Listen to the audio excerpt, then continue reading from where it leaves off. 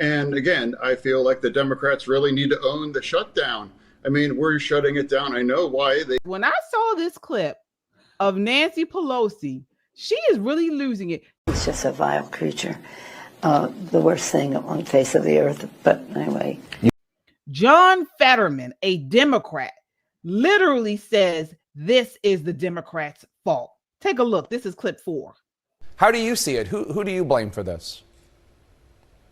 Well, I mean, for me, fundamentally, I'm deeply distressing to know that 42 million Americans are going to lose their SNAP benefits. And now that's one of the big reasons why I refuse to shutting our government down. And again, I feel like the Democrats really need to own the shutdown. I mean, we're shutting it down. I know why they claim, because they want to address the tax credits, and I fully support that. I voted for all of their RCRs every single time, and I refuse to put 42 million Americans in the kinds of food insecurity.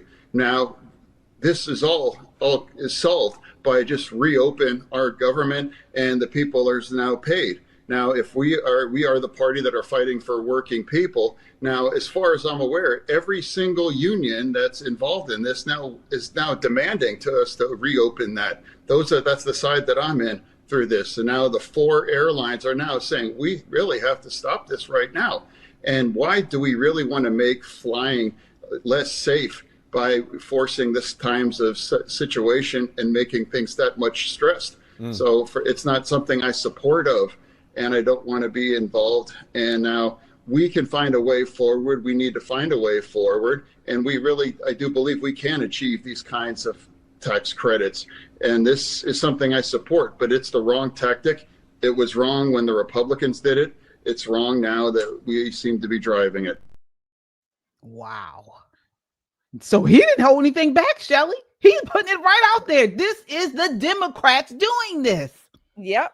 And interestingly enough, the Democrats want him out of Philadelphia or Pennsylvania now. They are angry with him. They don't want him. But he's the only Democrat, I think, in a long time that has turned Pennsylvania blue, from a national perspective or a federal level. Look, John Fetterman, I said it last week. I said it before. Ever since his stroke, God bless him.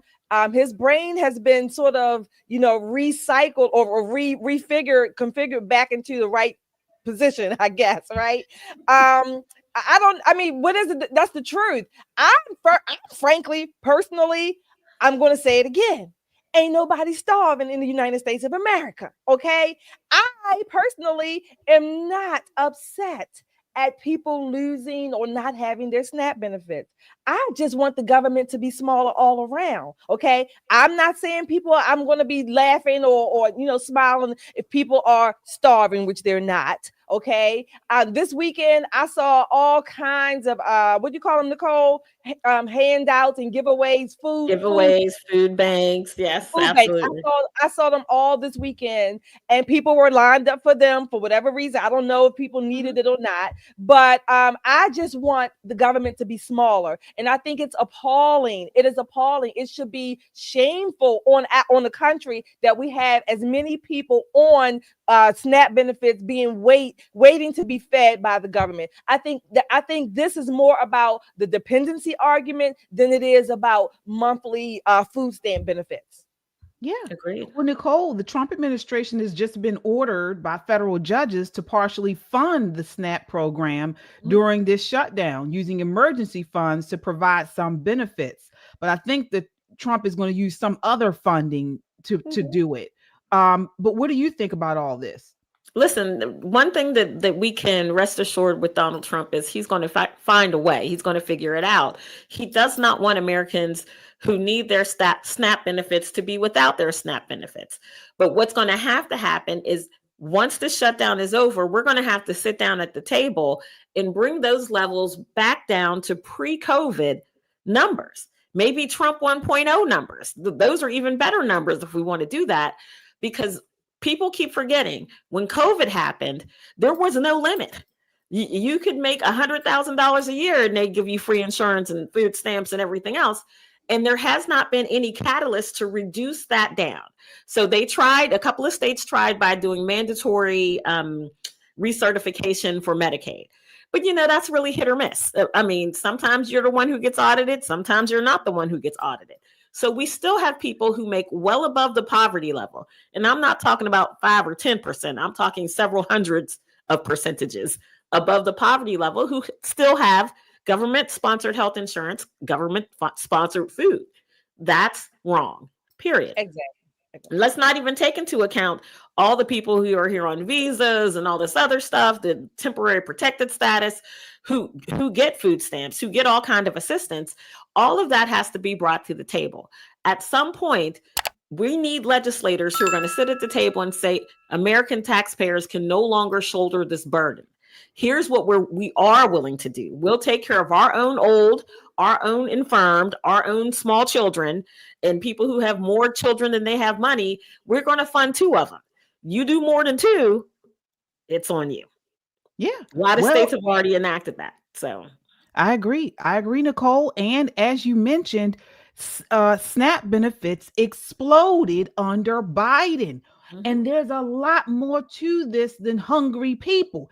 As Shelley has said, ain't nobody starving in the United States, in America. Okay. So, but then you look at all the people who are hustling food stamps, right? Mm-hmm. They just arrested a woman in Louisiana that set up a whole bakery business with her food stamps. You know, she didn't spend it on food for her and her family. She went out and bought supplies to start a bakery. Now, listen, I don't knock her hustle because I love a good entrepreneurial spirit. However, I don't get any dividends on my money that paid for her flour and her shortening and her pots and pans and all of that thing. There are lots of people who sell food stamps. You guys know that. You can walk into Giant, get 2 for $1. It is what it is. And a lot of people who are illegal. Take a look at this. This is clip 8. Day 1 of USDA, February 13th, is we sent letters to every governor in America being very clear that no illegal aliens can use SNAP. 0, 0, 0. We asked every state for the first time in history, and this was in February, to send us their data and let us, with Doge and a war room, actually start going through this data to better understand how this explosion of SNAP benefits happened under Joe Biden. We increased almost 40% on this program in just a couple of years under the Biden administration. Of course, we know they were trying to buy the election, but that's a conversation for another time. And since we have asked for that data, 29 states have complied. Of course, almost all the red states, a couple of couple blue states too. But in that data, and I haven't talked about this yet publicly, in that data we've studied about $100 billion in spend. We have found thousands and thousands of illegal use of the EBT card. We have been moving people off of SNAP. We've got almost 700,000 people, I think, we've moved off just since the president took office. We've arrested about 118 people. So this has been ongoing. But Rachel, to your point, what this conversation has allowed is a national spotlight on a broken and corrupt program. We found one guy in 6 different states getting a benefit. We found about 5,000 people that are dead who are still getting benefits. Like, it is time to drastically reform this program so that we can make sure that those who are truly needy, truly vulnerable, are getting what they need, and the rest of the corruption goes away and we can serve the American taxpayer. Wow. This is an issue. This is a major issue, folks. Shelley, what are your thoughts on that? It is. I mean, like you said, of course it exploded under Biden. But again, get mad with me if you want. But the truth is the truth. It has continuously increased since its inception under both parties. Okay. And the problem, I mean, not Nicole, I agree with what you say. Don't get me wrong. But the problem is that every time we say we're going to talk about these national programs, these big spending programs, welfare programs, it never gets done. I don't care who is in office. It never gets done. And that, again, that means my money keeps getting thrown at these programs and I don't get a return on investment for it. Okay. So yeah, I'm pretty angry about that. When I say I'm not upset about the SNAP program being reduced or whatever. I'm not, because again, I know people are not starving. Now, again, I've always said, because I know you all are going to raise, well, you know, you just heartless, Shelley. No, there's a place for a small percentage of Americans who absolutely need it. I don't have any problem with that. The problem I have is throwing good money after bad. And these problems, these big holes programs are never reformed, redone. They're not. They just keep growing and growing, and then there's always kicking it down the damn curb. And Americans like us, we're the ones who are paying the bill. I'm tired of it. Been tired of it. Yeah. Nicole, I mean, you mentioned it earlier. These social programs have become a Democrat power tool, not a hand up. When the welfare programs were originally created, or their original intent was to be temporary, but Democrats, for the most part, have expanded them into permanent dependency.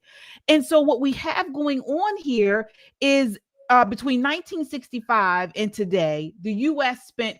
has spent $25 trillion on anti-poverty programs, yet the poverty rate has barely moved. They have created a permanent underclass of people who are dependent on these programs. And why? Because welfare isn't about results. It's about votes and control, and keeping these people reliant on government means keeping them loyal to the party. What are your thoughts on this? It's a generational curse, right? Yeah. So, they give you just enough to keep you wanting more the next month. And it's really hard to escape it. Then you figure not only the trillions of dollars that we've spent on the people who have claims, look at all the people that we employ to keep those people poor. Look at when we talk about a social services industrial complex, next time you have, nothing to do with your life better than that, go down to your local social services office and see how many people work there and what these people do. And I'm not by any stretch of the imagination saying we should go in and fire them all. That's not what I'm saying. But what I'm saying from a taxpayer point of view, let's not look at it from how much we can spend. Let's look at it from the perspective of how much we can save. And again, there's a reason why legislators don't want to do anything with this. And Shelley, you're right. Me and you talk about this all the time. And them kicking the can, they don't want to solve any problems. They just want to push it to the next cycle because they want to stay elected. And for some legislators, their number one job in Congress is getting reelected and raising money for their party. Those are two very important things for party politics. Make no mistake. But at some point, someone has got to be the person to stand in the gap. There's got to be a voice that says, hey, we can't continue at this pace.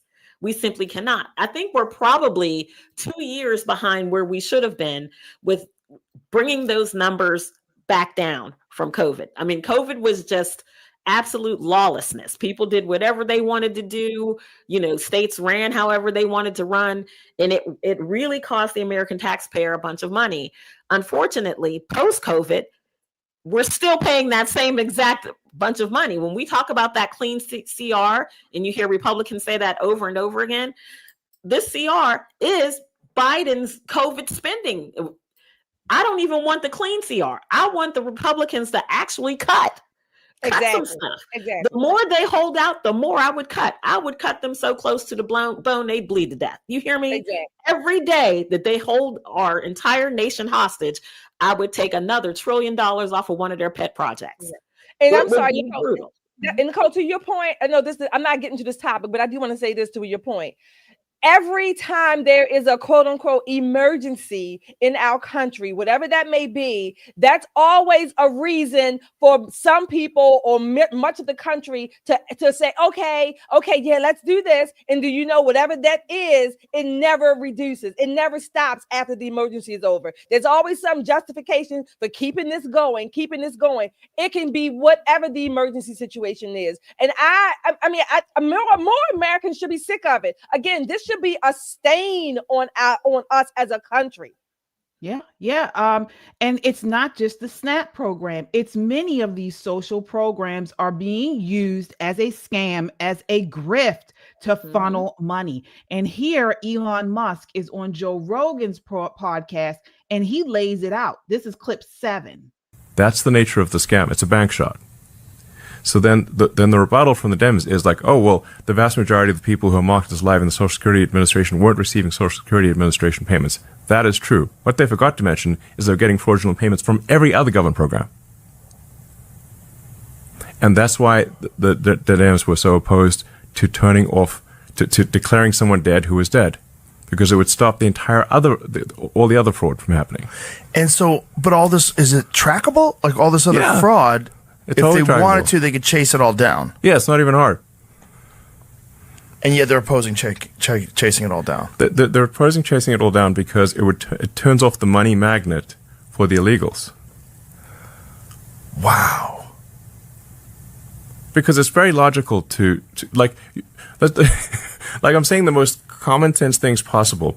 If someone's got a birthday in Social Security that is an impossible birthday, meaning they are older than the oldest living American or were born in the future, then you should call them and say, excuse me, we seem to have your birthday wrong because it says that you're 200 years old.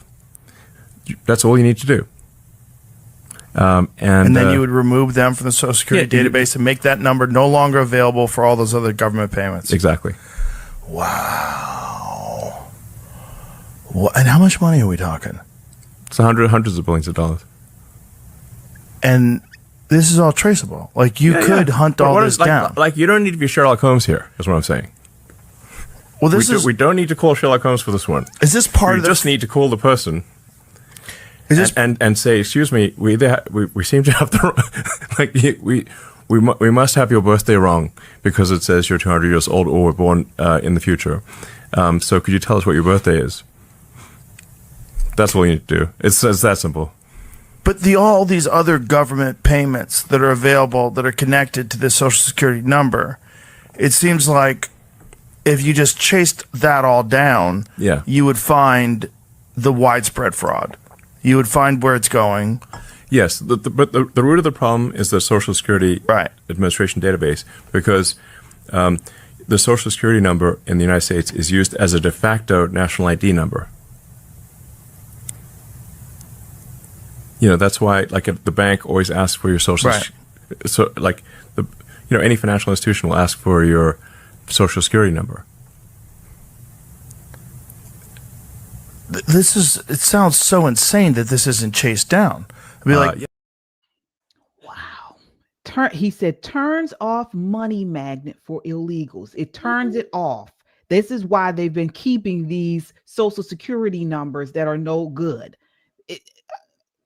Nicole, what are your thoughts on this? Well, those Social Security numbers are good for hundreds of thousands of dollars, right? So, if you had and it happens unfortunately a lot, someone in your family that passed away that was getting Social Security benefits, was getting SNAP, that maybe had a Section 8, they just never report them deceased. So you have people who do that. Then you also have people who come into this nation and buy a Social Security number. And they spend good money on them. Don't get me wrong. They buy a Social Security number, and that Social Security number allows them to buy or to get into government programs. So when people say, illegals don't have access to taxpayer-funded health care or the Section 8 or all of that, none of that is true. I said this before the election cycle, the presidential election cycle. Brown is the new black. They don't need Black Americans anymore. They don't need our vote. They've replaced you with people whose life and limb depend on the Democrats' ability to keep them here. Just imagine what that would be like if by some weird stroke of imagination that the Democrats were able to convince the American public to grant amnesty to the 11 million or so illegal people living in our nation that happen to be brown. Just imagine. That's 11 million people whose votes they've earned for generations. So this is what the stakes are. The stakes are very, very high. So, they're playing to win. And it doesn't matter if little children go hungry. It doesn't matter if, handicapped people and veterans and military don't get paid. Planes, almost crashing in the sky. None of that matters. They're fighting for their political lives and they're fighting for power. And they'll stop at nothing to get it. What do leftists in power get out of a large bureaucracy? Are they somehow able to push money towards themselves?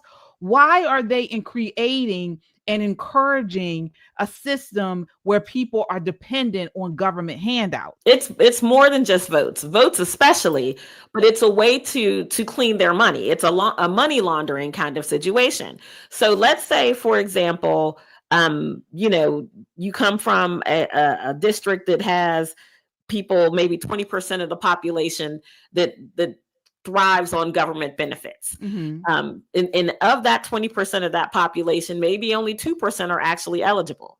The other 18% are scamming the system in some way, shape, or form. I'm not saying they're cheating everything, but maybe, they make a little bit more money than they told SNAP, or maybe, their Section 8 package numbers were different and they get paid more money now and they've never reported it.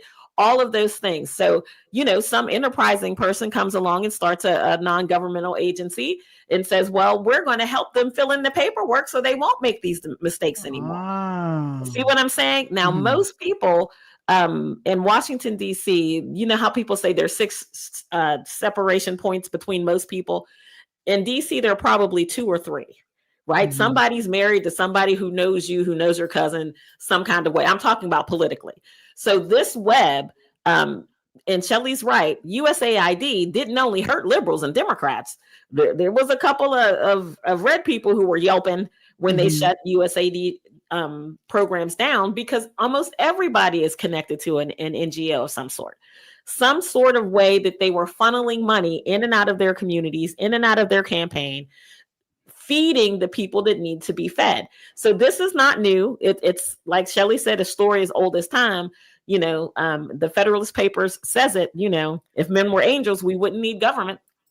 Okay. Men ain't angels. We definitely need government. But getting rid of the slush fund, and that's what most people called USAID, was a slush fund.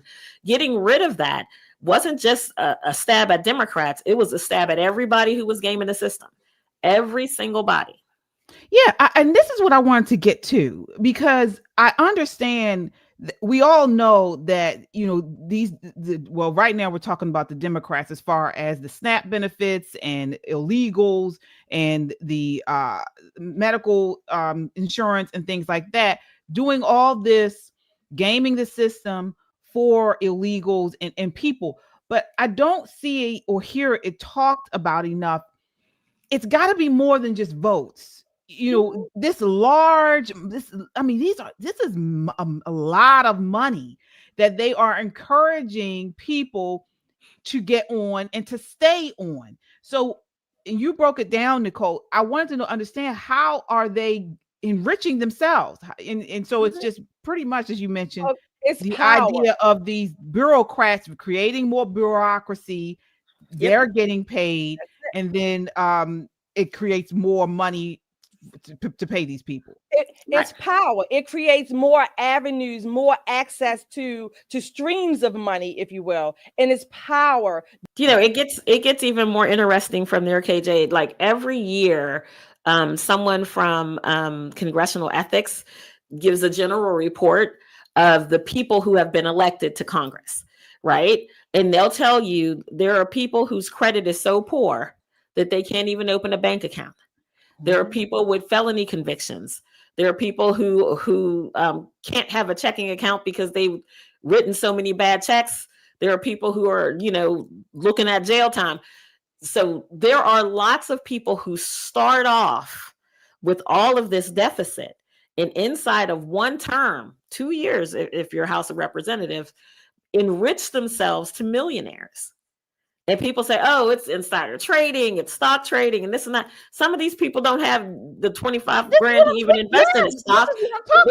What they do is they have an NGO. Their wife or their mother starts a program. That program gets funded well above what it's supposed to do. There is no oversight. It's just money in the pocket. So the more you do that, the more money you raise.